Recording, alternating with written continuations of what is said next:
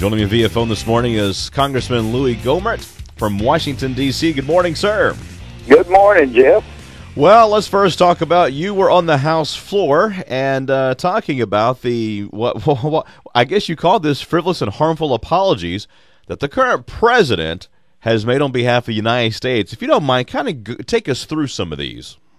Well, I was just trying to figure out if there was any kind of pattern as to what activity got an apology from the president and what activity didn't. And the best way to do that is go through different types of activity and figure out, okay, did that get an apology? And once you see the history, you kind of get a feel for what gets you an apology from President Obama. So, for example, if we're looking at the United States' arrogance toward countries where thousands of Americans have died for that country's freedom, yes, those countries get an apology from President Obama. If we're talking about President Bush's policy toward countries we give money to but who vote against us over half the time in the United Nations, yes, they get an apology from this president. If you're the family of Border Patrol agent Brian Terry, who was murdered as a result of fast and furious guns that were forced to be sold to criminals, no, that doesn't get an apology. He's an American who was killed as a result of this administration's policy. The CIA enhanced interrogation that saved lives, leading to the finding of Osama bin Laden, yes, that gets an apology from this president. Detaining terrorists who killed or conspired to kill Americans that are held at Guantanamo, yes, they get an apology, the terrorists do.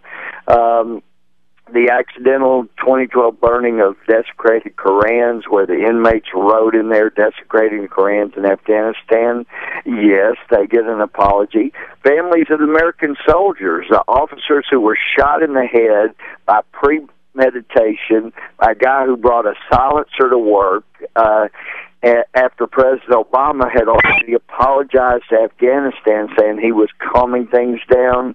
No, see, those were American soldiers, so those families don't get an apology.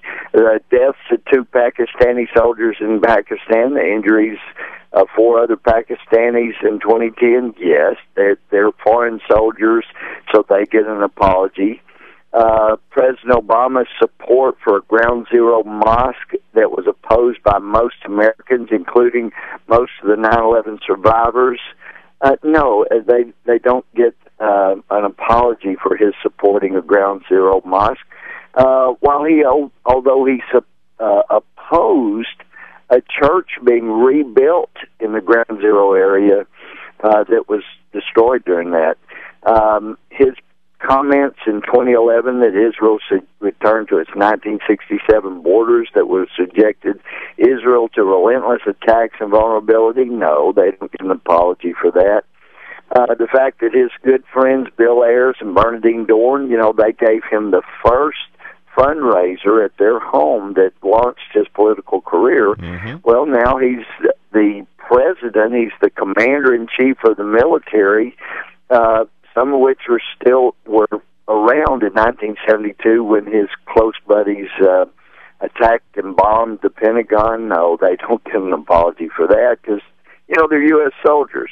The fact that he ordered many Christians to violate their religious beliefs and pay for abortion drugs and contraceptives, no, there's no apology for making Americans violate religious beliefs.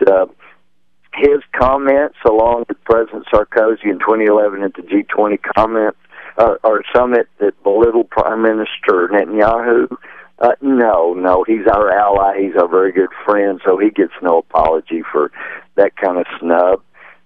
Comments by Rush Limbaugh on his radio show about pro-abortion activist and Georgetown law student who shopped around to find a law school that didn't provide free contraceptives. Yes, she gets an apology from this president and a phone call.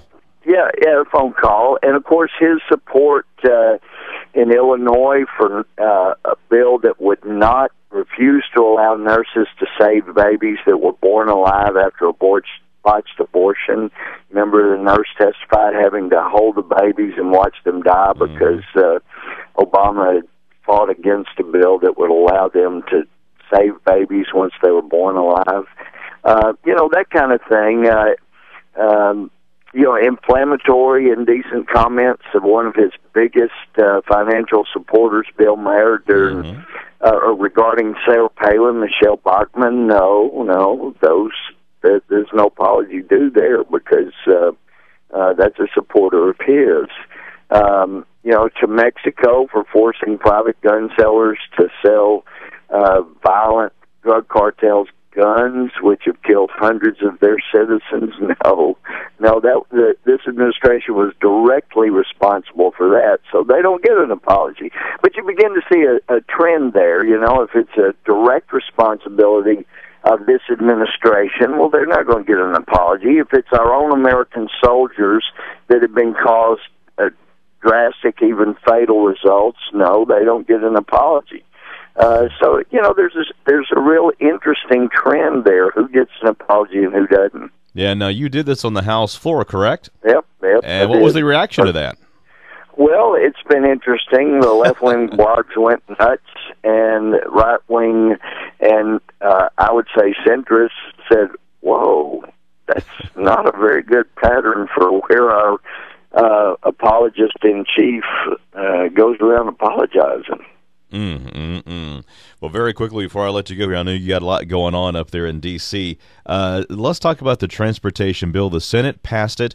What's the status of the transportation bill? Because it's important to East Texas in the sense that, I-69, although there's no money for I-69 right now, folks are talking about I-69. And, of course, I-49 directly affects Texarkana. What's the status of that bill in the House right now? Well, trying to decide between the 5-year bill, which is the way we ought to go, or the 2-year bill.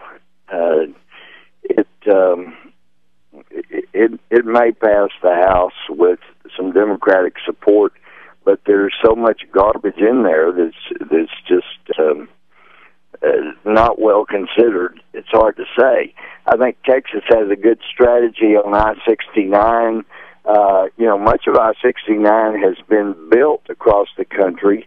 I-69 is going to happen, but I like the strategy of taking those parts of U.S. Highway 59 that already are so close to meeting the standards of I-69, getting them there to that point, which is not going to cost much, and then sticking the I-69 sign on there, which will force even more clearly the rest of it to be constructed. But it is going to happen, and I like the strategy of going Texarkana to down to Carthage, that leg first, even though the original plans were to go across to Shreveport first and up through the corner of Mississippi, because I think we get that leg to Texarkana done first, then it'll just set the pattern that this ought to be the primary route, and I think by getting that done first, it will be. Now, will the House version of this bill, will it contain the provision in it that states can spend this money pretty much at their own discretion? Not as strongly as the 5-year plan does. The 5-year plan does a lot better job of that.